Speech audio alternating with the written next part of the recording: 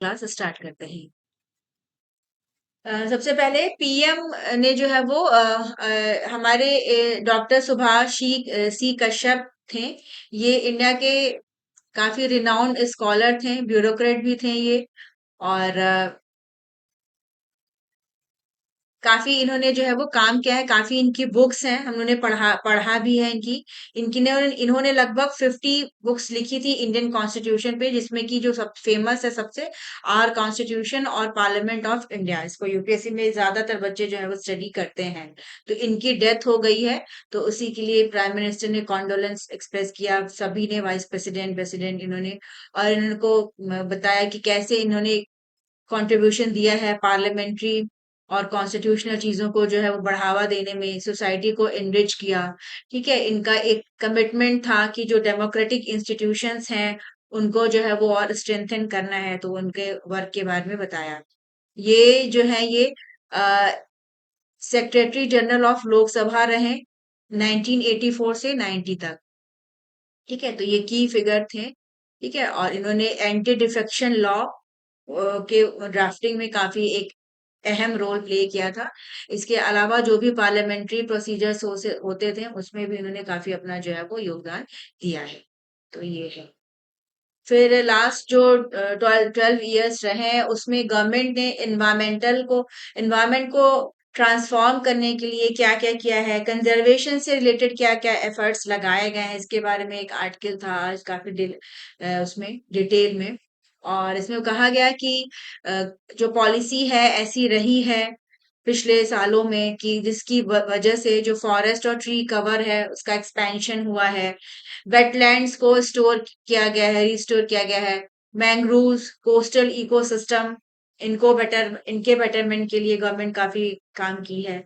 इसके अलावा नमामि गंगे प्रोग्राम है, इसके थ्रू रिवर्स का रिजुवेनेशन का काम किया गया है, पोल्यूशन को कम करने पे जो है वो एफर्ट लगाए जा रहे हैं। वाइल्ड लाइफ जो पॉपुलेशन है, जिसमें जो कैट हैं, बिग कैट्स जैसे कि टाइगर्स हैं, लायंस हैं, चीता है, लेपर्ड है, इनके नंबर को इंक्रीज करने के लिए काफी वर्क किया गया है। इसके अलावा जो अदर वाइल्ड एनिमल्स हैं लाइक एलिफेंट्स हैं, राइनोसेरॉस हैं, इन पे भी काफी वर्क किया गया है। इसके अलावा जो हमारा एनवायरमेंटल कैपेसिटी है वो काफी बेहतर हुआ है। सॉलिड वेस्ट जो है उसको बेहतर तरीके से प्रोसेस किया गया है। और अगर हम देखें तो जो हमारी कैपेसिटी है वो बढ़ के 17% से 77% हो गई है। इसके अलावा एक्सटेंडेड प्रोड्यूसर रिस्पॉन्सिबिलिटी फ्रेमवर्क है। इसके तहत जो प्रोड्यूसर जो है प्रोड्यूस करता है उसको जो है वो एक रिस्पॉन्सिबिलिटी होती है कि चीजों को जो है वो रिसाइकिल करे। ग्रीन स्किल्स को प्रमोट करने के लिए, एनवायरमेंट अवेयरनेस को बढ़ाने के लिए काफी काम किया जा रहा है। न्यू टेक्नोलॉजी अडॉप्ट की जा रही है जिससे कंजर्वेशन और बेहतर हो, डिजास्टर रेजिलियंस जो है वो बेहतर हो। ठीक है, तो ये है। इसके अलावा इंडिया का इंटरनेशनल क्रेडिबिलिटी बढ़ा है। और हमने जो हमारा एमिशंस है उसको काफी रिड्यूस किया है। अगर हम 2005 के लेवल से कंपेयर करें तो उस टाइम पे 36% था, उसको हमने बढ़ा के जो इंस्टॉल कैपेसिटी है उसको 52.57% किया है। तो इससे जो हमारी ग्रीन एनर्जी है उसका ज्यादा और डेवलपमेंट हुआ है। फॉरेस्ट इंपॉर्टेंट नेचुरल एसेट्स हैं। आज है 5 जून, आज जो है वो एनवायरमेंट डे है, सेलिब्रेट हो रहा है। तो इसीलिए इसके बारे में पूरा आर्टिकल निकला था। फिर फॉरेस्ट की अगर हम बात करें तो ये काफी वैल्यूएबल नेचुरल असेट माने जाते हैं, बायोडायवर्सिटी को सपोर्ट करते हैं, वाटर साइकिल को रेगुलेट करते हैं। ग्रीन इंडिया मिशन ये लॉन्च हुआ था 2012-16 में, और इसके तहत जो है वो काफी फंड रिलीज किया गया। जो इंडिया की स्टेट ऑफ फॉरेस्ट रिपोर्ट है 2020 थर्ड, उसके अकॉर्डिंग फॉरेस्ट और ट्री कवर अभी 25.1% है कंट्री के पूरे एरिया का। और ये लगभग 8.27 लाख स्क्वायर किलोमीटर्स का है। इसके अलावा compensatory afforestation fund management and planning authority ये बनाया गया है। कंपनसेटरी एफॉरेस्टेशन फंड एक्ट 2016 के तहत, जिससे फॉरेस्ट को प्रॉपर तरीके से रिस्टोर किया जा सके।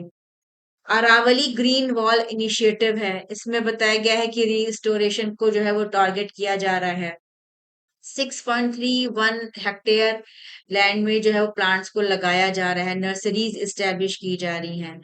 और इसमें बताया गया कि 2025 में 36,000 25 हेक्टेयर का जो है वो लैंड का जो है वो इसमें फॉरेस्टेशन किया गया है। इसके अलावा एक पेड़ माँ के नाम कैंपेन, ये गवर्नमेंट ने 2024 में लॉन्च किया और इसके तहत दिसंबर 25 तक 262.4 करोड़ सैपलिंग्स को प्लांट किया गया है।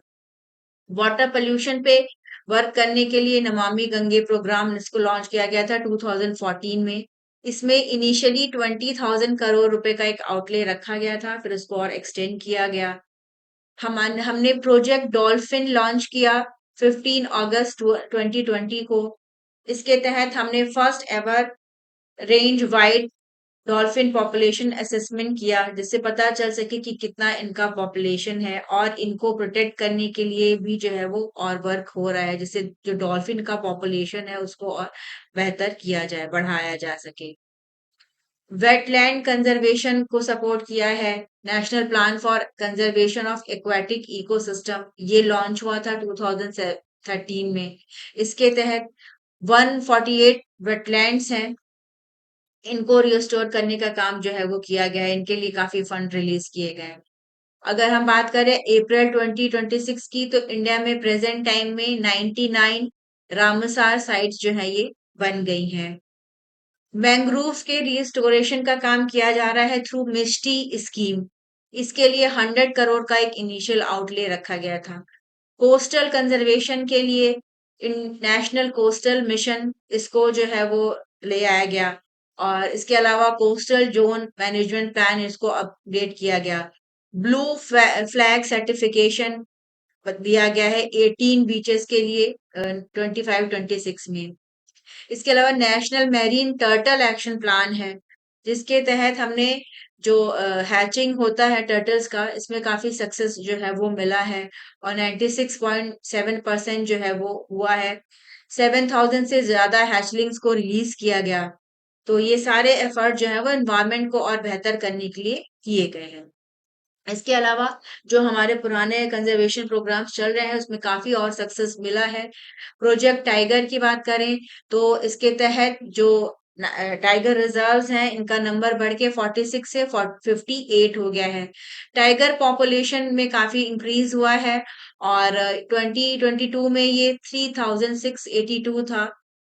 तो अभी इंडिया करेंटली 70% वर्ल्ड का जो टाइगर पॉपुलेशन है इसको सपोर्ट कर रहा है। फिर हमारे यहाँ से चीता एक्सटिंक्ट हो चुका था, इसको फिर से कंजर्व करने के लिए चीता को री इंट्रोड्यूस किया गया इंडिया में। प्रोजेक्ट चीता लॉन्च हुआ 17 सितंबर 2022 को। 29 चीता को ट्रांसलोकेट किया गया नामीबिया, साउथ अफ्रीका और बोत्सवाना से। अभी करेंटली जो चीता की पॉपुलेशन है इंडिया में वो 53 है। प्रोजेक्ट लायन है, इसके तहत जो एशियाटिक लायन है इनका नंबर इंक्रीज हुआ है। अगर कंपेयर करें 2015 से 2025 में तो 70% का इंक्रीज हुआ है और अभी 891 लायंस जो है ये हो गए हैं। लेपर्ड पॉपुलेशन भी इंक्रीज हुआ है। लेपर्ड पॉपुलेशन 22 में 13,874 था। First snow leopard population assessment India में ये 2019 से 23 के बीच में हुआ और इसमें इंफॉर्मेशन आई कि 718 स्नो लेपर्ड्स हैं। इसके अलावा प्रोजेक्ट एलिफेंट के तहत एलिफेंट के नंबर को इंक्रीज करने पे वर्क किया गया है और एलिफेंट रिजर्व्स का जो नंबर है ये अभी 25-26 में 33 हो चुका है। कॉरिडोर्स बन रहे हैं इनके प्रोटेक्शन और कंजर्वेशन के लिए। इसके अलावा वन हॉर्न राइनोसेरॉस इनके लिए एक नेशनल कंजर्वेशन स्ट्रेटेजी बनाई गई 2019 में, ताकि एक लॉन्ग टर्म फ्रेमवर्क मतलब इसमें बनाया गया है कि कैसे इनको जो है वो प्रोटेक्ट और किया जाए, का नंबर कैसे इंक्रीज किया जाए। इसके अलावा टेक्नोलॉजी इनेबल्ड सर्विलांस सिस्टम बनाया गया है जिसमें एआई बेस्ड हॉक सिस्टम लगाए गए हैं। ठीक है। मोबाइल प्लेटफॉर्म्स हैं जैसे कि गज सूचना, तो इसकी वजह से जो एंटी पोचिंग एफर्ट्स हैं वो और बेहतर हुए हैं। ठीक है, तो ये टाइमली इंटरवेंशन हो जाता है, पता चल जाता है कि हाँ अगर ऐसे कोई पोचिंग होने वाली है तो फिर एनिमल को सेव कर लिया जाता है। इसके अलावा इंडिया ने बहुत सारी ग्लोबल इनिशिएटिव्स में जो है वो एक लीडिंग रोल प्ले किया है। जैसे इंटरनेशनल सोलर अलायंस है, इसका फ्रांस के साथ मिलकर इन्होंने शुरुआत किया और अभी आईएसए में 112 मेंबर कंट्रीज हैं। फिर one sun one world one grid कोalition, इसको हमने लॉन्च किया। इसके तहत coalition for disaster resilient infrastructure, ये 2019 में आया। फिर मिशन लाइफ है, जिसके तहत एनवायरनमेंट को और बेहतर करने पे काम किया जा रहा है। इसके अलावा इंटरनेशनल बिग कैट अलायंस है, इसका भी समिट भी होना था, जून के 1 जून से होना था, बट चूंकि अफ्रीकन कंट्रीज में अभी इबोला स्प्रेड हो गया है, तो उसके चलते अभी डेट को और शिफ्ट कर दिया गया है, तो नेक्स्ट अभी डेट आई नहीं है। तो मतलब ये सारे एफर्ट्स इसलिए किए गए हैं ताकि हम एनवायरनमेंट को और बेहतर तरीके से प्रोटेक्ट कर सकें। तो ये एक अच्छा आर्टिकल है जिसमें काफी सारी इंफॉर्मेशन हमें एनवायरनमेंट से रिलेटेड मिली है, और एनवायरनमेंट काफी इंपॉर्टेंट होता है, प्रीलिम्स के लिए भी, मेंस के लिए भी हर साल इससे क्वेश्चंस जो है वो आते हैं। तो ये आर्टिकल काफी इंपॉर्टेंट है, इसको अच्छे से पढ़ना। फिर Iranian French cartoonist, film maker और वुमेन राइट एडवोकेट थी मार्जाने सत्रापाई। इनका डेथ हुआ है 56 ईयर्स में, और इनका ये बेस्ट जानी जाती थी, इनकी नॉवेल थी पर्सिपोलिस। और इसमें इनके जो इनके साथ चाइल्डहुड में जो घटनाएं हुई उसके बारे में इन्होंने बताया था, ईरान में जब ये थी, और उसके बाद इस्लामिक रिवॉल्यूशन में जो भी चीजें हुई। ठीक है। और इन्होंने काफी वर्क किया है आइडेंटिटी पे, पॉलिटिकल ऑपरेशन पे, फेमिनिज्म पे। ठीक है। 1969 में ये यूरोप मूव कर गई थी एज अ यंग अडल्ट, और फिर ये फ्रांस में सेटल हुई, और वहां पे इन्होंने एज अ आर्टिस्ट और डायरेक्टर जो है वो अपना करियर स्टार्ट किया। तो इस मतलब इनकी चूंकि डेथ हुई है, तो इसको एक ग्लोबली एक लॉस माना जा रहा है, क्योंकि लिटरेचर, सिनेमा, ह्यूमन राइट में इन्होंने काफी वर्क किया था। साउथ वेस्ट मानसून केरला कल आया, ऑफिशियली अनाउंस किया आईएमडी ने, और इन्होंने प्रेडिक्ट किया है heavy to very heavy rainfall होगा अक्रॉस केरला, कर्नाटका, तमिलनाडु नेक्स्ट आने वाले 7 डेज में। और इन्होंने बोला है, अलर्ट भी जारी किया है। ठीक है। इसके अलावा प्रिडिक्शन किया गया है कि अंडमान निकोबार, आंध्र प्रदेश, कोंकण, गोवा, मध्य महाराष्ट्र और सब हिमालयन, वेस्ट बंगाल, सिक्किम, तेलंगाना, इन सारी जगहों पे जो है वो बारिश होगी। साउथ वेस्ट मानसून काफी क्रिटिकल होता है इंडियन एग्रीकल्चर के लिए, और इससे 70% जो कंट्री में जो रेनफॉल होता है वो ड्यूरिंग साउथ वेस्ट मानसून ही होता है। और केरला कोस्ट पे मानसून सबसे पहले आता है, फिर ये इंडिकेटर होता है कि अब रेनी सीजन जो है वो पूरे सब कॉन्टिनेंट में स्टार्ट हो चुका है। तो ऑफिशियली ज्यादातर ये 1 जून का डेट रहता है। पिछले साल 26 मई को ही आ गया था, और इस बार भी प्रिडिक्शन था कि अर्ली आएगा, बट अलीनो का इफेक्ट काफी देखने को मिल रहा है, तो उसकी वजह से भी हो मतलब डिले थोड़ा सा हुआ है। तो नॉर्मली जो 1 जून का टाइम है वो ना होके अभी 4 जून को मॉनसून इस बार आ गया। फिर प्रधानमंत्री ने इनॉग्रेट किया वर्ल्ड का फर्स्ट वर्ल्ड योगासन चैंपियनशिप। ये अहमदाबाद में इसको जो है इसका इनॉग्रेशन किया गया है, गुजरात में, जो कि एक यूनेस्को की वर्ल्ड हेरिटेज सिटी है। और इसमें उन्होंने बताया कि ये एक काफी हिस्टोरिक इवेंट है, और इसमें वर्ल्ड योगा डे पूरा जो है वो सेलिब्रेट किया जाएगा 21 जून को। डिफरेंट इवेंट्स होंगे अक्रॉस द कंट्री, योगा को और ज्यादा बढ़ावा देने के लिए, वेलनेस को बढ़ावा देने के लिए इस पे पूरा वर्क होगा। और ये जो योगा चैंपियनशिप हो रही है, इसका जो मैस्कॉट है, ये एक ह्यूमन है जिसका जो हेड है वो लायन जैसा है। तो ये मतलब जैसे कभी कभी मैस्कॉट वगैरह भी पूछा जाता है, या ये कहाँ हो रहा है, ये भी इम्पोर्टेंट रहेगा, तो ये सारी चीजें। इसके अलावा योगा डे कब मनाते हैं, थीम वगैरह के बारे में पूछ सकता है। ठीक है। तो ये है। फिर अभी एक मेजर क्लिनिकल ट्रायल जो है वो टाटा मेमोरियल हॉस्पिटल है मुंबई का, इन्होंने कंडक्ट कराया, जो डिफरेंट कैंसर सेंटर्स हैं कंट्री में। और इन्होंने पाया है कि जो रेडिएशन थेरेपी होती है आफ्टर ब्लैडर रिमूवल सर्जरी, इससे जो रिस्क होता है कैंसर के रिटर्न होने का पेल्विस में, वो काफी कम हो जाता है।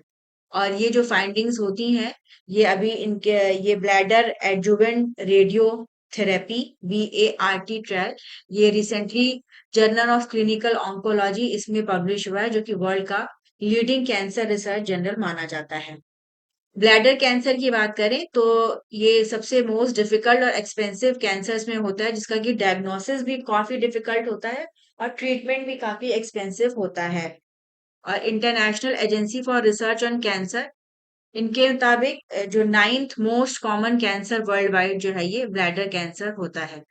और ग्लोबली की अगर हम बात करें तो 2022 की जो रिपोर्ट है इसमें 6 लाख पीपल जो है वो डायग्नोस किए गए थे। इनको जो है वो ब्लैडर कैंसर इसमें डिटेक्ट हुआ था। और हर साल 22,000 से ज्यादा न्यू केसेस आते हैं। और इसकी वजह से 12,000 से ज्यादा जो है वो डेथ होती हैं। ठीक है। तो ये है इंडिया का ये डेटा है। तो मतलब इंडिया में अगर हम देखें तो ये 17th मोस्ट कॉमन कैंसर है। और ये मेंस में ज्यादा इफेक्ट करता है। और अगर कोई टोबैको का कंजम्पशन करता है तो उसमें भी ब्लैडर कैंसर का जो चांस है वो ज्यादा बढ़ जाता है। तो ये जो अभी इन्होंने नया जो ट्रीटमेंट जो है वो किया, जो ट्रायल किया इन्होंने, और उसमें पाया कि अगर रिमूवल के बाद से जो है वो इन पेशेंट को ये थेरेपी दी गई तो उससे काफी उनके लिए बेहतर रहा। तो रेडिएशन थेरेपी इसमें काफी अच्छा वर्क जो है वो कर रही है। ये काफी इम्पोर्टेंट रहेगा। सिर्फ जो स्टडी है ये तो काफी सिग्निफिकेंट है ही। आगे चल के और भी इसमें जो बैरियर्स हैं ड्रग डिटेक्शन में, मतलब डिजीज डिटेक्शन में और ड्रग में डिलीवर में, और तो उसमें काफी हेल्प मिलेगी ताकि आगे आने वाले टाइम में ये जो डिजीज है इसको और कंट्रोल किया जा सकेगा, ट्रीटमेंट को अफोर्डेबल बनाया जा सकेगा, साथ ही साथ ऑल्टरनेटिव जो है वो भी डेवलप होंगे, जो कि ब्लैडर के कैंसर के जो पेशेंट्स हैं उनको मतलब बार बार जो ये डेवलप हो जाता है उसको रोकने में हेल्प मिलेगी। फिर अभी रिपोर्ट आई है कि जो टू कॉमनली यूज्ड और अफोर्डेबल केमोथेरेपी मेडिसिन हैं, सिस्प्लेटिन और कार्बोप्लेटिन, तो ये कंट्री से अभी जो है वो गायब मतलब हो चुकी हैं, मिल नहीं रही हैं। तो ये काफी अलार्मिंग सिचुएशन है। और जो ऑन्कोलॉजिस्ट हैं उन्होंने वो वार्न भी किया है। एक्चुअली जब से वेस्ट क्राइसिस शुरू हुआ है तो उस टाइम से जो रॉ मटेरियल होता है इनका प्राइसेस काफी जो है वो बढ़ गया है। जितने भी प्लैटिनम डिराइव्ड कीमोथेरेपी एजेंट हैं उनका जो है वो शॉर्ट हो गया है। इसकी वजह से ग्लोबली जो प्लैटिनम के प्राइसेस हैं वो काफी बढ़ गए हैं। और इन्हीं का यूज होता है इन दोनों मेडिसिन में। तो इसीलिए अब ये जो मेडिसिन हैं ये मिल नहीं रही हैं। अगर मेटल की बात करें तो प्लैटिनम जो ग्लोबली 2700 पर ग्राम है, अभी था मिड 23 में, अब ये 7800 पर ग्राम हो चुका है। ठीक है। तो अभी ऑलमोस्ट जितने भी मेडिकल स्टोर्स हैं वहां पे ये मेडिसिन अवेलेबल नहीं है। और इंडिया का जो प्लैटिनम है मोस्टली ये गल्फ कंट्रीज से ही इंपोर्ट करती है। तो मतलब इस कॉन्फ्लिक्ट की वजह से एक ये भी एक सीरियस चैलेंज जो है वो हो गया है। क्योंकि जिनको कैंसर है, इनकी कीमोथेरेपी होती है, तो अगर उनको ड्रग ही नहीं मिलेंगी तो उनके लिए काफी प्रॉब्लम हो जाएगी। तो इस पे और जो है वो देखना होगा। और अभी आसार नहीं नजर आ रहे हैं कि स्ट्रेट ऑफ हॉर्मुज जो है वो इजीली अभी खुल पाएगा, क्योंकि अभी यूएस और ईरान के बीच में जो इश्यूज थे वो भी सॉर्ट आउट नहीं हुए हैं। तो अभी क्राइसिस और एक्सटेंड होगी तो और भी प्रॉब्लम्स हो सकती हैं। फिर मेरा युवा भारत, ये एक फ्लैगशिप यूथ इंगेजमेंट प्लेटफॉर्म है डिपार्टमेंट ऑफ यूथ अफेयर्स का, आता है minister of youth affairs and sports government of India में। इन्हें गिनीज वर्ल्ड रिकॉर्ड्स टाइटल मिला गया है for the most users to take an online quiz in 1 week. और इसमें 1 वीक में 3,90,812 पार्टिसिपेंट्स ने जो है वो सक्सेसफुली कंप्लीट किया जो पूरा क्विज था। एक ऑफिशियल असेसमेंट पीरियड था उस टाइम पे। तो ये चूंकि नया रिकॉर्ड है तो इसको बस जानिए रहो। फिर यूनिवर्सिटी ऑफ लिवरपूल, इनका ब्रांच कैंपस एस्टेब्लिश होगा बेंगलुरु में। और इसके लिए जो मिनिस्ट्री ऑफ एजुकेशन है इन्होंने लेटर ऑफ अप्रूवल हैंडओवर किया है यूनिवर्सिटी ऑफ लिवरपूल यूके को। तो ये यूनिवर्सिटी ऑफ लिवरपूल है यूके की और इनका ब्रांच कैंपस बेंगलुरु में बनेगा। तो ये एक काफी इम्पोर्टेंट स्टेप है। इंटरनेशनलाइजेशन किया जा रहा है हायर एजुकेशन का। जैसे इंडिया से जो स्टूडेंट जो है वो बाहर जाके पढ़ाई करते थे, तो अब बाहर की जो यूनिवर्सिटीज हैं उनके ही कैंपस जो है वो बनेंगे। और ये हमारा जो नेशनल एजुकेशन पॉलिसी है 2020 का, उसका एक इम्पोर्टेंट स्टेप जो है वो है। फिर इनको जो है वो initially letter of intent provide किया गया था 25 में। फिर उसके बाद UGC setting up an operation of campus for higher education institution in India regulation 2023 के तहत भी इनको जो है वो प्रोवाइड किया गया रिटर्न। तो अब ये यूनिवर्सिटी कैंपस बनेगा, तो अब बाहर ना जाके इंडिया में ही आप जो है वो फॉरेन यूनिवर्सिटी के कैंपसेस में स्टडी जो है वो कर सकेंगे। यूनिवर्सिटी ऑफ लिवरपूल की बात करें तो ये 1881 में स्टैब्लिश हुई थी और ये वर्ल्ड की लीडिंग हायर एजुकेशन इंस्टीट्यूशन है। ये अपने एक्सीलेंस के लिए जाना जाता है, टीचिंग में, रिसर्च में, इनोवेशन में, और ये टॉप यूनिवर्सिटीज में इसकी रैंकिंग होती है ग्लोबली। ठीक है, तो मतलब अगर ये कैंपस बना रही हैं तो ये एक रिफ्लेक्ट करता है कि जो बाहर की कंट्रीज हैं उनका एक वो बढ़ रहा है, उनको एक इंडिया एक अट्रैक्टिव मार्केट लग रहा है जहाँ पे ये हायर एजुकेशन सिस्टम से जो है वो जुड़ सके। फिर सनस्क्रीन जैसे हम लोग लगाते हैं समर्स में, तो इसमें एसपीएफ फैक्टर क्या होता है, क्या कैसे इफेक्टिवनेस होता है, तो इससे एक रिलेटेड आर्टिकल था, तो ये हमें जानना चाहिए, इंफॉर्मेटिव है ये आर्टिकल काफी। एसपीएफ का मतलब होता है सन प्रोटेक्शन फैक्टर, और ये डिजाइन किया जाता है to measure protection against UV B radiation. UV B radiation की वजह से ही प्राइमरली जो भी सनबर्न्स होते हैं वो उनके लिए जो है वो अल्ट्रावायलेट बी जो रेडिएशन होता है वो रिस्पॉन्सिबल होता है।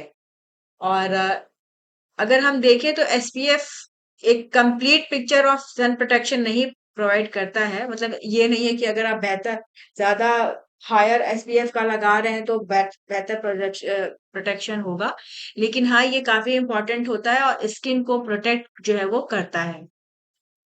तो अगर हम स्टैंडर्ड टेस्टिंग की बात करें तो सनस्क्रीन को स्किन पे अप्लाई किया जाता है। उसके बाद जो है वो रिसर्चर जो है कंपेयर करते हैं कि लगान अगर जिसने नहीं लगाया है और उसको अल्ट्रावायलेट एक्सपोजर दिया गया तब क्या सिचुएशन होती है, और जिसने लगा रखा है सनस्क्रीन तब क्या होता है। तो अगर एक्सपोजर होता है, कंपेयर किया जाता है, तो जो सनस्क्रीन लगाने से क्या होता है कि जो रेडनेस होता है वो प्रोटेक्ट होता है। जैसे धूप में जाओ तो एरिथीमा ये एक कंडीशन है जो कि हो जाती है। अब इसमें कई रेंज होते हैं, जैसे एसपीएफ 50, एसपीएफ 30, एसपीएफ 80, एसपीएफ 70 तक की क्रीम आती है। नॉर्मली माना जाता है कि जितना हायर एसपीएफ वैल्यू होगा उतनी जो क्रीम है वो और बेहतर रहेगी। ठीक है, उसका जो है वो ज्यादा अच्छा वो प्रोटेक्शन जो है वो कर सकेगी। और अगर हम बात करें तो एसपीएफ ऑफ 30 का मतलब होता है कि UV exposure needed to cause minimal erythema, मतलब एसपीएफ 30 का लगाते हैं तो बहुत हल्का सा आपको रेडनेस जो है ये होगी, कंपेयर टू ऐसे जो कि नहीं लगाया गया है, जिसने सनस्क्रीन अप्लाई नहीं किया है। ठीक है, तो अनप्रोटेक्टेड स्किन मतलब ऐसी स्किन जिसने नहीं लगाया है उसके कंपैरिजन में 30% हायर प्रोटेक्शन ही प्रोवाइड करेगा। सिमिलरली अगर हम देखें एसपीएफ 50, तो ये जो है ये 97 टू 95% ब्लॉकेज करेगा। एसपीएफ 80 जो है वो 99 जो है वो अल्ट्रावायलेट जो रेडिएशन है उनको ब्लॉक करेगा। एसपीएफ 30 97 95 टू 97, तो थोड़ा थोड़ा ही इनका जो है वो वेरिएशन रहता है। और काफी मतलब ये इंपॉर्टेंट होता है, जितने भी डर्मेटोलॉजिस्ट होते हैं वो कहते हैं कि आप सनस्क्रीन लगाइए, बिना सनस्क्रीन लगाए मत जाइए। लगाना इंपॉर्टेंट है, फिर ये भी इंपॉर्टेंट है कि कैसे आप उसको अपने स्किन पे अप्लाई कर रहे हो। ज्यादातर जो एक्सपर्ट्स हैं ये कहते हैं कि अगर आप सनस्क्रीन लगा रहे हैं तो मिनिमम आपको 15 टू 20 मिनट्स लगाना चाहिए पहले, अगर आप सन में जा रहे हो, सन एक्सपोजर आपका हो रहा है। जितना भी एरिया जो कि डायरेक्टली एक्सपोज्ड है सन को, जैसे फेस है, नेक है, हैंड्स हैं, फोर आर्म्स हैं, तो उन पे अप्लाई करना चाहिए। और अगर आप आउटसाइड एनवायरनमेंट में रहते हो जहाँ पे आपका लगातार एक्सपोजर हो रहा है, तो आफ्टर 2 to 3 आवर्स आपको री अप्लाई करना होगा। ठीक है, और ताकि जो है ये रेजिस्टेंस रहे और जो यूवी रेडिएशन है उससे प्रोटेक्शन रहे। और यूवी रेडिएशन की अगर हम बात करें तो इसको पिगमेंटेशन, फोटो एजिंग, रिंकल से जो है वो एसोसिएट किया जाता है। अगर ज्यादा एक्सपोजर होता है तो जो स्किन है उसकी इलास्टिसिटी जो है वो खत्म हो जाती है। ठीक है, तो ये माना जाता है कि अगर आप बेहतर तरीके से अप्लाई करें और यूज करें तो सन इसके अगेंस्ट जो है वो प्रोटेक्शन रहता है, तो स्किन डैमेज जो है वो कम होता है। अगर इंडिया की बात करें तो जो एक्सपर्ट्स हैं उनका कहना है कि एसपीएफ 30 जो है उससे एक एडिक्वेट प्रोटेक्शन जो है वो मिल जाता है, और मिनिमम हमें एसपीएफ 30 का जो क्रीम है उसको अप्लाई करना चाहिए। अगर हम आउटडोर एक्टिविटीज के लिए जाते हैं, सन का हमारा एक्सपोजर रहता है, तो इससे जो सेंसिटिव स्किन की जो प्रॉब्लम्स हैं वो नहीं होती है। तो ये फॉर नॉलेज ये एक अच्छी इंफॉर्मेशन थी। ठीक है, इसके अलावा जैसे एग्जामिनेशन के लिए अगर हम देखें तो एसपीएफ के बारे में जैसे पूछ भी सकते हैं कि क्या है, कितने पर इसका क्या वैल्यू रहता है, या इसका फुल फॉर्म क्या है, ये क्या होता है, इससे रिलेटेड चीजें जो है वो पूछी जा सकती है। इसके नहीं, तो अलावा इस आर्टिकल यूवी के अकॉर्डिंग मतलब कोई जरूरी नहीं है कि SPF 80 लगाऊं जो नहीं, 90% एसपीएफ 80 जरूरी कवरेज। नहीं है। इंडिया का जो टाइप है, स्किन टाइप है, उसके लिए अगर आप एसपीएफ 30 भी अप्लाई करते हो तो वो अच्छा रहेगा। बट ये है कि ये नहीं कि आपने लगा लिया और आप तुरंत सन के एक्सपोजर में चले गए। अप्लाई करने के 15 to 20 मिनट बाद आपको डायरेक्ट सनलाइट में जाना है। साथ ही साथ आपको, अगर आप रेगुलर मतलब लॉन्ग टर्म तक आप रह रहे हो धूप में, सन के एक्सपोजर में, तो आपको रीअप्लाई भी करना होगा, तब वो इफेक्टिव होगा। नहीं तो फिर आपका जो सन है उससे डैमेज जो है वो आपकी स्किन को जो है वो यार हो मैंने तो सकता आज है। तक लगाया ही नहीं।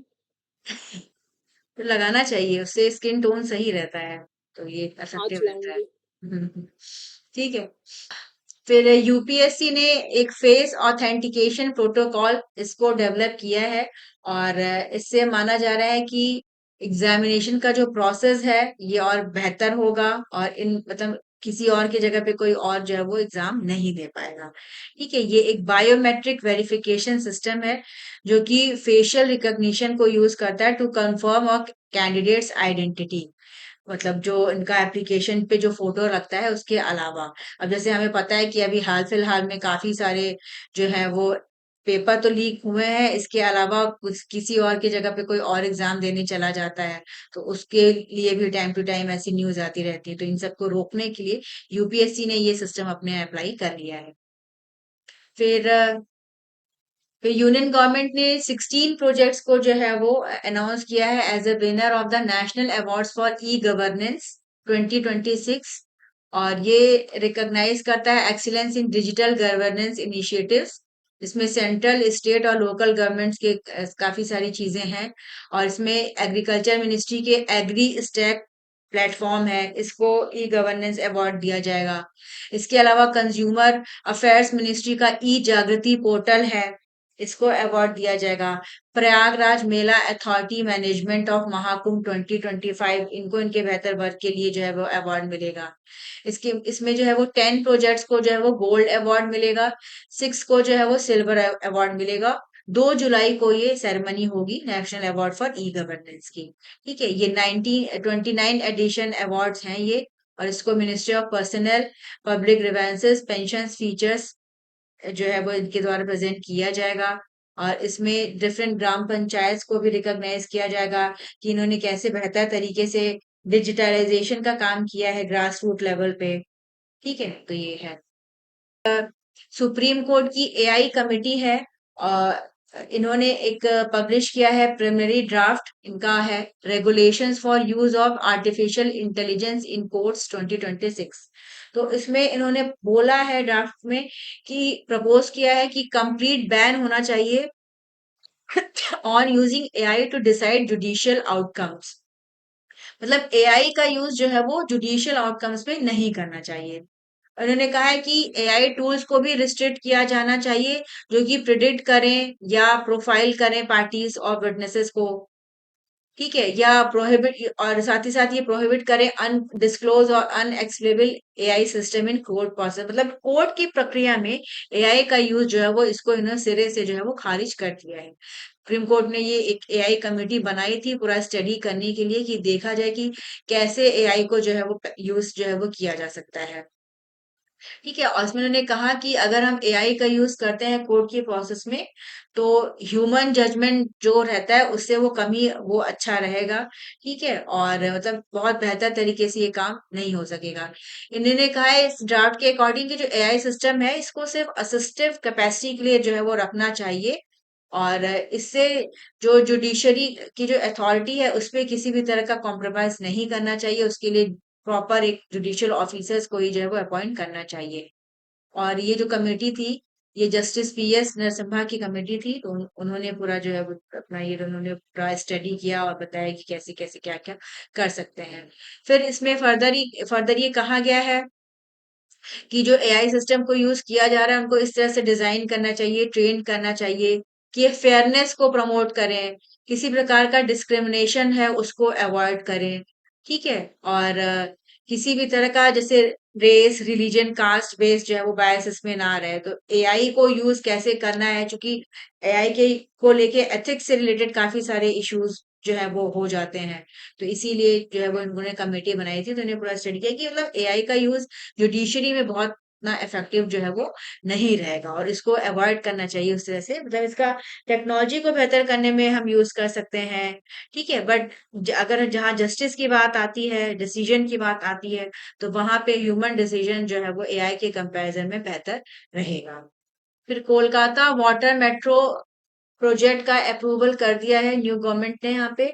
और कोलकाता जो है वो 18 सिटी बनेगी जो कि वाटर मेट्रो सर्विस से जो है वो कनेक्ट होगी।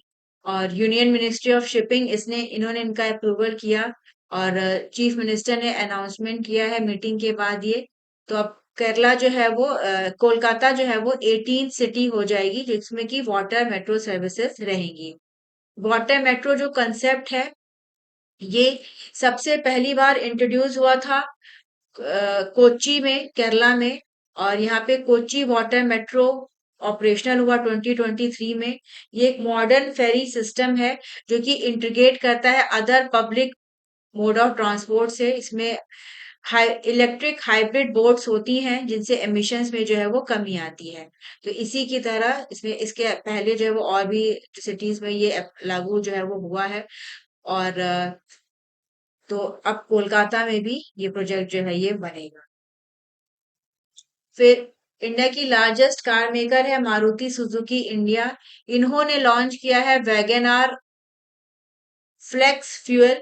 ये कल इन्होंने लॉन्च किया, और ये कंट्री का पहला mass market flex fuel passenger car है। तो ये एक सिग्निफिकेंट स्टेप माना जा रहा है कि इंडिया जो कि पुश कर रहा है ज्यादा से ज्यादा ऑल्टरनेटिव फ्यूल्स को, तो उसमें ये एक इम्पॉर्टेंट स्टेप है। ये जो व्हीकल है ये रन कर सकेगी प्योर एथनॉल पे भी, ठीक है। तो इससे जो कंज्यूमर्स हैं उनको वाइड रेंज ऑफ जो एथेनॉल है बेस्ड ऑयल उसको यूज करने में और बढ़ा मतलब सही रहेगा, बेहतर रहेगा। एनवायरमेंट पे इम्पैक्ट कम पड़ेगा, इंपोर्ट डिपेंडेंसी कम होगी क्रूड ऑयल की, क्योंकि जैसे अभी हम देख रहे हैं कि काफी क्राइसिस है। तो गवर्नमेंट प्रमोट कर रही है, पहले तो एथनॉल ब्लेंडिंग की ही बातें हो रही थी। एथनॉल ब्लेंडिंग में कुछ परसेंटेज जो है वो एथनॉल का रहता है, कुछ जो है वो फॉसिल फ्यूल का रहता है। अभी E100 तक जो है वो कहा जा रहा है कि जो बाइक्स हैं, जो कार्स हैं, वो 100% जो है वो एथनॉल पर जो है वो वर्क कर सकेंगी, ठीक है। तो फ्यूल सप्लाई को और बेहतर करने के लिए और एक इकोसिस्टम को और बेहतर करने के लिए फ्लेक्स फ्यूल व्हीकल्स को जो है वो लॉन्च किया गया है। इसके पहले कल अभी मोटो कॉर्प के द्वारा जो है वो मोटर बाइक्स जो है वो टू व्हीलर्स को भी लॉन्च किया गया था। और इंडिया का ये प्लान है कि 5,000 फ्यूल पंप जो है वो 2027 तक अवेलेबल रहेंगे जिसमें कि जो है वो फ्लेक्स फ्यूल जो है वो प्रोवाइड किए जाएंगे, ठीक है। तो ये नए वेरिएंट है, तो मतलब ज्यादा से ज्यादा अब ये व्हीकल्स जब मार्केट में आ जाएंगी फिर इनको लोग परचेज करेंगे, इनका यूज बढ़ेगा। उससे क्या होगा कि जो ट्रेडिशनल जो ऑयल और डीजल है, पेट्रोल है, इन पे जो डिपेंडेंसी है वो कम होगी। इसके अलावा इलेक्ट्रिक व्हीकल्स को भी प्रमोट कर रही है गवर्नमेंट की कैसे जो है वो इलेक्ट्रीफाई कर दिया जाए, तो ताकि इंपोर्ट जो है वो हमें कम करना पड़े। साथ ही साथ इससे कार्बन डाइऑक्साइड का इमिशन नहीं होगा, कम होगा, तो वो काफी क्लीन भी रहेगा। तो ये सारी चीजें हैं। तो मारुति सुजुकी ने अभी पहला जो है ये फ्लेक्स फ्यूल व्हीकल इसको लॉन्च किया है, ठीक है। ये एक मॉड इसमें जो ये जो व्हीकल बनाया जा रहा है इसका जो इंटरनल कंबशन इंजन है इसको इस तरह से बनाया गया है कि ये पेट्रोल पे भी रन करेगा, इथनॉल पे भी रन करेगा, और बाकी जो ऐसे जो ब्लेंडिंग वाले जो ऑयल है उनमें भी ये प्रॉपर तरीके से वर्क जो है वो वर्क कर सकेगा। और इसमें कोई ऐसा मैनुअल एडजस्टमेंट नहीं करना पड़ेगा, क्योंकि न्यूज इसमें आई थी डीजल कि नहीं दे रखा है ना? डीजल मतलब दोनों ही डीजल पेट्रोल की ब्लेंडिंग की जाती है, डीजल की ब्लेंडिंग इसमें नहीं की जाती है, ठीक है। तो ब्लेंडिंग में जैसे कि अगर एथनॉल बेस्ड जो रहते हैं तो 15-15% पेट्रोल रहता है, 85 एथनॉल, तो वो E85 है। पहले इनिशियली लंबे समय से इस पे वर्क हो रहा था, पहले E10 किया गया, फिर E20 किया गया, फिर उसको बढ़ा बढ़ा के जो है वो मतलब ये किया गया। तो जैसे अगर हम देखें तो शुगर केन वगैरह का जो अभी बीच में न्यूज आई थी कि उसमें भी प्रॉब्लम आ रही है। क्यों? क्योंकि शुगर प्रोडक्शन के लिए यूज ना करके एथेनॉल प्रोडक्शन के लिए इसका यूज किया जा रहा है, ताकि ज्यादा से ज्यादा जो है ये मतलब इससे फार्मर्स को भी ज्यादा बेनिफिट मिल रहा है, उसमें भी उसका इम्पैक्ट पड़ने को मिल रहा है। और चूंकि ब्लेंडिंग पेट्रोल जो ब्लेंडेड पेट्रोल होता है, इसको यूज करने से ये हो रहा है कि भाई जो हमारी जो ओल्ड व्हीकल्स हैं, जो अभी तक हम जो कार यूज करते हैं, मोटर बाइक्स यूज करते हैं, इनमें जो इनका मोटर होता है वो इनकी वजह से जो है वो उसमें प्रॉब्लम आती है, खत्म मतलब होता है, उसकी जो लाइफ है वो कम होती है। तो अब उसी को देखते हुए जो कंपनीज हैं ये नए तरीके के व्हीकल्स बना रही हैं, उनपे नए तरह का मोटर लगा रही हैं, ताकि ये हर तरीके का जो भी ऑयल वगैरह रहे उसको जो है वो प्रॉपर तरीके से उस पे वर्क कर सके। ठीक इसमें है। जो ई यूनियन गवर्नमेंट इन्होंने नीलकंठ मिश्रा इनको अपॉइंट किया है executive director at the world bank headquarters Washington DC में। और ये नीति आयोग के चेयरमैन परमेश्वरन अय्यर इनको जो है ये रिप्लेस करेंगे। और इनका जो है अभी जो कैबिनेट ने अप्रूवल किया है 3 ईयर का इनका टेन्योर रहेगा, तब से ये ऑफिस एज्यूम करेंगे। अभी ये इकोनॉमिक एडवाइजरी काउंसिल के मेंबर हैं पीएम के, और अभी चीफ इकोनॉमिस्ट भी हैं ये एक्सिस बैंक में। और अभी सेबी जो है ये प्रोब करना इन्होंने शुरू किया है, जांच इन लोग कर रहे हैं राजेश एक्सपोर्ट्स है इसका। और इनका जो रेवेन्यू है उसमें बहुत इंक्रीज देखने को मिला है। राजेश एक्सपोर्ट एक गोल्ड और ज्वेलरी एक्सपोर्टर है, और इसको राजेश मेहता ये प्रमोट करते हैं। तो इनके बारे में पूरा इन्वेस्टिगेशन जो है वो सेबी कर रहा है। ये आरोप लग रहे हैं कि इन्होंने जो है अपने रेवेन्यूज हैं उनको काफी जो है वो बढ़ा के जो है वो किया, और जबकि कंपनी का उतना फायदा जो है वो नहीं हुआ है। तो इसकी वजह से इनको बेनिफिट मिला है, और जो इन्वेस्टर्स हैं उनको लॉस हुआ है। ये जो कंपनी है ये 1995 में लिस्ट हुई थी, और इसमें जो डोमेस्टिक इंस्टीट्यूशनल इन्वेस्टर्स थे उनका काफी जो है वो कम इंटरेस्ट था, बहुत ज्यादा उन्होंने इस वो नहीं किया।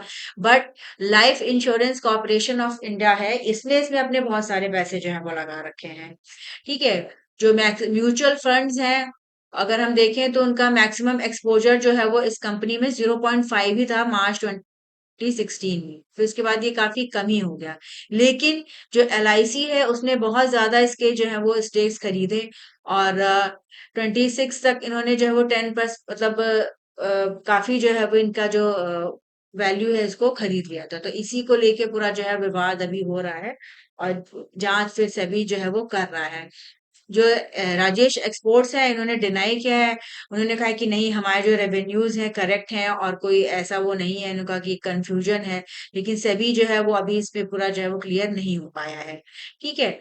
और इनमें इनका जो है वो गोल्ड का भी चूंकि एक्सपोर्ट करते हैं, तो इसमें कौन कौन मिला है, क्या क्या है, क्या कैसे कैसे सारी चीजें हुई हैं, इसका पूरा जो है अभी जांच चल रहा है। तो ये काफी ये भी एक न्यूज में बना हुआ है।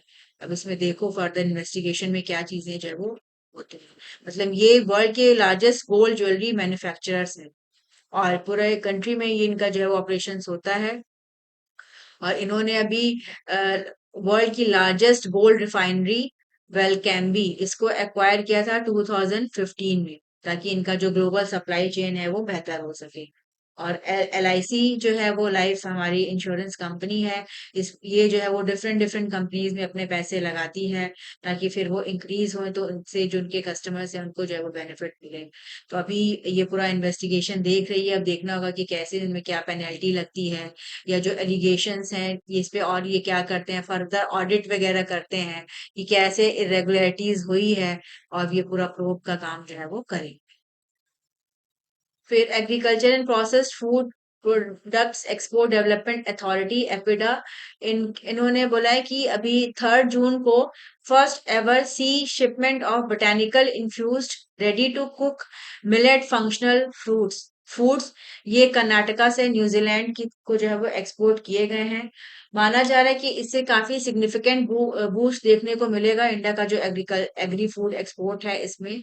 और कंट्री की जो कैपेबिलिटी है प्रोडक्शन की वो बढ़ेगी, एक्सपोर्ट वैल्यू बढ़ेगा, ठीक है। और जो प्रोसेस्ड एग्रीकल्चर प्रोडक्ट्स हैं वो और कंट्रीज में जाएंगे, तो इससे जो फार्मर्स हैं उनको बेहतर मिलेगा, इकोनॉमी के लिए और जो है वो अच्छा रहेगा, एक सस्टेन जो है वो मार्केट मिलेगा। तो ये है, इंडिया वर्ल्ड का लार्जेस्ट मिलेट प्रोड्यूसर है, इसको न्यूट्री सीरियल्स भी कहा जाता है। यूनाइटेड नेशंस ने 2023 को international year of millets declare किया था। इसके अलावा इंडिया ने काफी वर्क किया है ग्लोबल अवेयरनेस को बढ़ाने में कि मिलेट्स काफी हेल्दी फूड होते हैं, रिच फाइबर्स होते हैं इनमें, ठीक है। और ये कैसे इनको ज्यादा से ज्यादा ग्रोथ किया जाए, ग्लूटेन फ्री होते हैं, प्लांट बेस्ड प्रोडक्ट होते हैं, इनका हेल्थ जो है पे काफी अच्छा इम्पैक्ट होता है, तो इनको गवर्नमेंट भी काफी प्रमोट कर रही है। फिर इंडिया और यूके का critical minerals global supply chain observatory, ये लॉन्च किया कल दिल्ली में। और ये एक माइलस्टोन है, इंडिया यूके का जो पार्टनरशिप है वो और बेहतर हो रहा है, क्रिटिकल मिनरल्स के सेक्टर में सप्लाई चेन को बेहतर बनाया जाएगा, कॉपरेशन को और बेहतर किया जाएगा दोनों कंट्रीज के बीच में। माना जा रहा है कि इससे इंडिया की जो कैपेबिलिटी है क्रिटिकल मिनरल रिच सप्लाई में ये और बेहतर होगी, ठीक है। और जो हमारा एक नेशनल क्रिटिकल मिशन है जिसका एम है कि ये लॉन्च हुआ था 2024 में, इसका एम है कि जो हमारी डिपेंडेंसी है, जैसे सिंगल सोर्स सप्लायर जो है हमारा चाइना है, तो उस पे कम किया जा सके। जो रेयर अर्थ एलिमेंट्स हैं, लिथियम वगैरह हैं, इन पे इनका यूजेस भी काफी अब बढ़ रहा है। जो हमारे इलेक्ट्रिक व्हीकल्स हैं, जो हमारी सेमीकंडक्टर टेक्नोलॉजी है, वो सब इन्हीं मिनरल्स पे जो है वो बेस्ड होती है। तो इंडिया के लिए भी अच्छा ऑप्शन रहेगा कि डिफरेंट कंट्रीज के साथ जो है वो इनका पार्टनरशिप रहे, और इनको जो मिनरल्स वगैरह है वो और भी जगहों से मिल सके। तो एक जॉइंट इनिशिएटिव है टेक्स मिन का और Indian institute of technology Dhanbad का, और साथ ही साथ यूनिवर्सिटी ऑफ कैम्ब्रिज का। तो एक पूरा डेटा ड्रिवन प्लेटफॉर्म बनाएंगे, मॉनिटर करेंगे कैसे जो global critical mineral supply chain होती है, साथ ही साथ इनको पे और वर्क होगा कि इनका एक सप्लाई जो है प्रॉपर तरीके से बनी रहे। और इंडिया और यूके के बीच में भी पिछले साल जो है वो एग्रीमेंट हुआ है, तो माना जा रहा है कि इससे दोनों जो कंट्रीज हैं उनके लिए इकोनॉमिकली ये थोड़ा बेनिफिशियल रहेगा। फिर Austria, Kyrgyzstan, Portugal, Trinidad Tobago और जिम्बाब्वे, ये इलेक्ट हुई हैं as a non permanent member of the United Nation Security Council 2027 और 28 के टर्म के लिए। यूएन सिक्योरिटी काउंसिल में 5 परमानेंट मेंबर्स होते हैं, इनके पास वीटो पावर होता है। और इनके जो 5 परमानेंट मेंबर्स होते हैं, इनके अलावा 10 जो है वो और मेंबर्स होते हैं जो कि टाइम टू टाइम जो इनको जो है वो इलेक्ट किया जाता है। जो परमानेंट मेंबर्स हैं उसमें चाइना, फ्रांस, रशिया और यूनाइटेड किंगडम और यूएस हैं। 10 नॉन परमानेंट मेंबर्स जो है वो 2 साल के लिए इलेक्ट किए जाते हैं। और जो नॉन परमानेंट सीट्स होती हैं उनको ज्योग्राफिक रीजन के अकॉर्डिंग एलोकेट किया जाता है। हर साल 5 न्यू मेंबर्स जो है ये इलेक्ट होते हैं, और जिनका टर्म एक्सपायर होता है उनको ये जो है वो रिप्लेस करते हैं, ठीक है। और अगर नॉन परमानेंट सीट सिक्योर करने के लिए जो कैंडिडेट कंट्रीज होती हैं उनको 2/3 जो यूएन मेंबर स्टेट्स हैं उनका जो है वो सपोर्ट चाहिए होता है जब वोटिंग होती है, जनरल असेंबली का जो सेशन जो चलता है इसमें। और अगर 193 टोटल यूएन के मेंबर्स हैं तो उसमें 129 पॉजिटिव वोट्स अगर मिलते हैं तो उनको जो है वो सिलेक्ट होता है, ठीक है। तो इनको जो है अब ये 27-28 टर्म के लिए जो है वो चुना गया है। तो ये अपने इनका जो ऑफिस है ये 1 जनवरी से शुरू होगा और 31 दिसंबर 28 तक इनका रहेगा। ये डेनमार्क, ग्रीस, पाकिस्तान, पनामा और सोमालिया इनको रिप्लेस करेंगे। तो परमानेंट जो मेंबर्स हैं इनके अलावा नॉन परमानेंट मेंबर्स से भी रिलेटेड जो क्वेश्चंस हैं वो एग्जाम में पूछे जाते हैं, स्पेशली जो जैसे पीसीएस वगैरह वगैरह के जो एग्जाम्स होते हैं उसमें ये अक्सर पूछ दिया जाता है। साइंस टेक की बात करें तो इंडियन ओरिजिन कार्डियक सर्जन है डॉक्टर सुधीर श्रीवास्तव, इन्होंने एक नया वर्ल्ड रिकॉर्ड सेट किया है। इन्होंने longest distance robotic tele surgery किया फ्रॉम गोवाना, ठीक है, इंडिया में। और इसके लिए इन्होंने made in India surgical robotic system इसका जो है वो यूज किया है। और ये जो सर्जरी हुई है ये कंडक्ट हुई between Georgetown public hospital in Guyana and IRCAD India Indore में। इसमें जो सर्जिकल टीम थी उसने काफी कोलैबोरेशन में वर्क किया और 4 आवर्स 50 मिनट में ये सर्जरी जो है वो हुई। रोबोटिक टेली सर्जरी, इसको रिमोट सर्जरी भी कहा जाता है और ये एडवांस रोबोटिक प्लेटफॉर्म पे बेस्ड होता है। हाई स्पीड इंटरनेट कनेक्टिविटी चाहिए इसमें, ताकि रियल टाइम वीडियो के जो फीड्स आते हैं उनसे जो है वो ये किया जा सके। तो ये भी एक नया जो है वो अचीवमेंट है। फिर नासा के मार्विन मार्स मिशन का ऑफिशियली इन्होंने डिक्लेयर किया कि एंड हो गया है। और मार्विन या Mars atmosphere and volatile evolution and spacecraft, ये मार्स को ऑर्बिट कर रहा था। सिक्स ये डेड हो चुका था after 6 months of radio silence. ठीक है, और इसको लॉन्च किया गया था 2013 में, ताकि ये जो मार्स है इसके अपर एटमॉस्फेयर को जो है वो पूरा स्टडी करे। और ये अभी दिसंबर 25 से जो है वो साइलेंट हो चुका था, इससे कोई इन्फॉर्मेशन नहीं आ रही थी, तो अभी इसको डेड डिक्लेयर कर दिया गया है। तो जैसे कभी कभी नाम पूछता है कि ये किससे रिलेटेड था या कब लॉन्च हुआ मार्वेल, तो फिलहाल इसका एंड अब हो गया है। फिर स्पोर्ट्स की बात करें तो इंडिया का लेटेस्ट जो है वो अच्छा रैंकिंग रहा है वर्ल्ड बॉक्सिंग रैंकिंग में। और काफी इनके जो बॉक्सर्स हैं इनको टॉप पोजीशंस मिली हैं डिफरेंट वेट कैटेगरीज में। वुमेन सेक्शन में जैस्मीन लैम्बोरिया इनको वर्ल्ड नंबर 1 बन चुकी हैं ये 57 कैटेगरी में। इसके अलावा एशियन चैंपियंस थी प्रिया गांगेस और विश्वनाथ सुरेश, इनका भी अ, जो है वो स्ट्रांग हुआ है। मीनाक्षी ये वर्ल्ड नंबर 1 है 48 किलो कैटेगरी में। तो इनकी रैंकिंग तो नहीं इंपॉर्टेंट रहेगी, बट इसके नाम कभी कभी पूछ सकते हैं कि ये प्लेयर किस स्पोर्ट से रिलेटेड है। इसके अलावा इटली की सारा ईरानी और एंड्रिया वावासौरी, इन्होंने French open mix double title को डिफेंड किया है, पिछले साल भी इन्होंने जीता था। इन्होंने अमेरिकन और कैनेडियन पेयर इवान किंग और गैब्रिएला दैब्रोस्की इनको जो है वो हराया। ठीक है, तो अभी फ्रेंच ओपन जो है वो चल रहा है, ये एनुअल मेजर टेनिस टूर्नामेंट होता है जो कि रोलैंड गैरोस में होता है पेरिस फ्रांस में। और ये one of the 4 grand slam events में काफी इंपॉर्टेंट होता है। 4 एनुअल टेनिस टूर्नामेंट्स होते हैं जो कि ऑस्ट्रेलियन ओपन है, फ्रेंच ओपन है, विंबलडन है और यूएस ओपन है। तो अभी मिक्स ओपन का रिजल्ट आया है, फिर अभी और भी जो सिंगल्स का जब आएगा तो वो भी इम्पोर्टेंट रहेगा, वो भी पूछा जाता है। तो ये हमारा आज का डेली करंट अफेयर्स था, और आप चैनल पे हमसे ज्यादा से ज्यादा जुड़िए, चैनल को लाइक करिए, सब्सक्राइब करिए।